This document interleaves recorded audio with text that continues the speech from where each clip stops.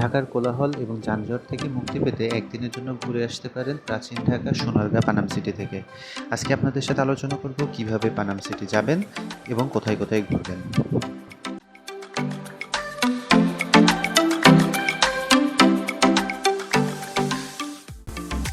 সোনারগাঁ পানাম সিটিতে আসতে হলে আপনাকে প্রথমে আসতে হবে ঢাকার গুলিস্তান থেকে আপনি বাস পেয়ে যাবেন সোনারগাঁ পানাম সিটিতে আসার জন্য। এছাড়া আপনারা মোটরসাইকেলে আসতে পারেন।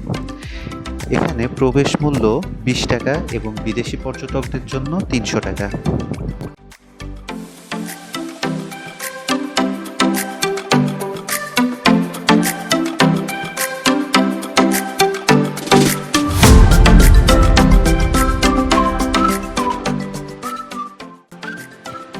ঢাকা থেকে প্রায় 30 কিলোমিটার দক্ষিণ পূর্বে পানাম নগরের অবস্থান।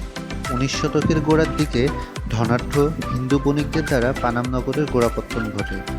পূর্ব দক্ষিণে বিস্তৃত প্রায় 600 মিটার দীর্ঘ এবং 5 মিটার প্রশস্ত একটি সড়কের দুই পাশে সুরম্য মোট 52টি ভবন নিয়ে পানাম নগর গঠিত।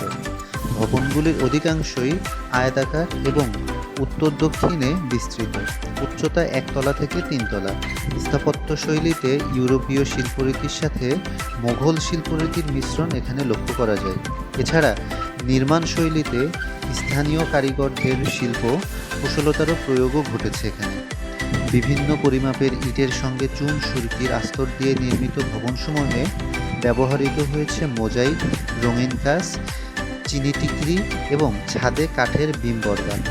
চমৎকার স্ট্যাকো অলঙ্কারণে সমৃদ্ধ ভবনসমূহের দুই পাশে পরিবেষ্টিত পরিখা, ঘাটসহ পুকুর এবং অনেকগুলো কূপ রয়েছে। ভবনসমূহের মধ্যে প্রাপ্ত লিপি অনুযায়ী কাশীনাথ ভবন, নিহারিকা ভবন এর নামকরণ পাওয়া যায়।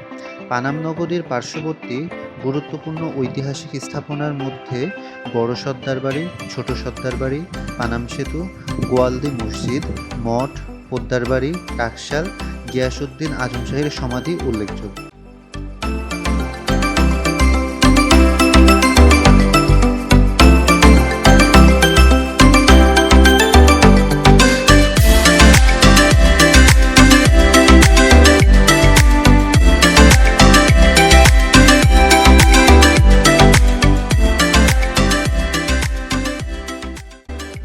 হাজার বছরের প্রাচীন নগর সুবর্ণগ্রাম ছিল পূর্ব বাংলার অন্যতম রাজধানী ও নদীবন্দর।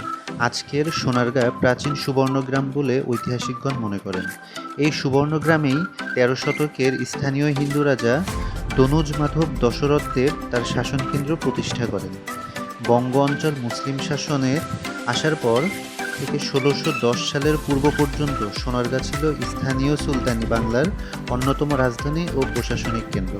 ঔপনিবেশিক সময়কালে এই এলাকার বাণিজ্যিক, আবাসিক, ধর্মীয় কেন্দ্রিক স্থাপত্যকর্ম নির্মিত হয়েছে।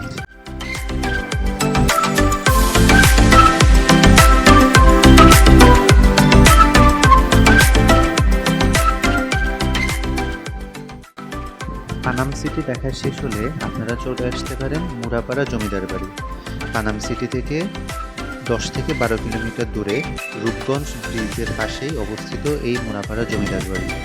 1966 সালে এই মুরাপাড়া জমিদারটি সরকারি মুরাপাড়া কলেজে উপনীত হয়।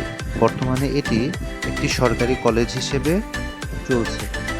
এই মুরাপাড়া সরকারি স্কুলের পিছনে মুরাপাড়া জমিদার বাড়িটি প্রায় ধ্বংসপ্রায়ের মতো আছে।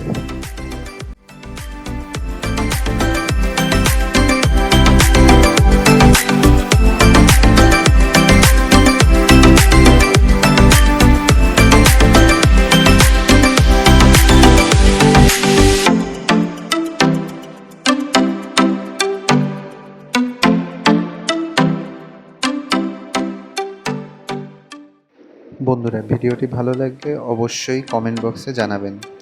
আর এইসব পর্যটন স্থানগুলো আমাদের দেশের সম্পদ। এইসব পর্যটন স্থানগুলোকে পরিষ্কার রাখা আমাদের নিজেদের দায়িত্ব। সকলে ভালো থাকবেন, সুস্থ থাকবেন। পরবর্তী ভিডিওতে ইনশাল্লাহ দেখা হবে। আসসালামু আলাইকুম।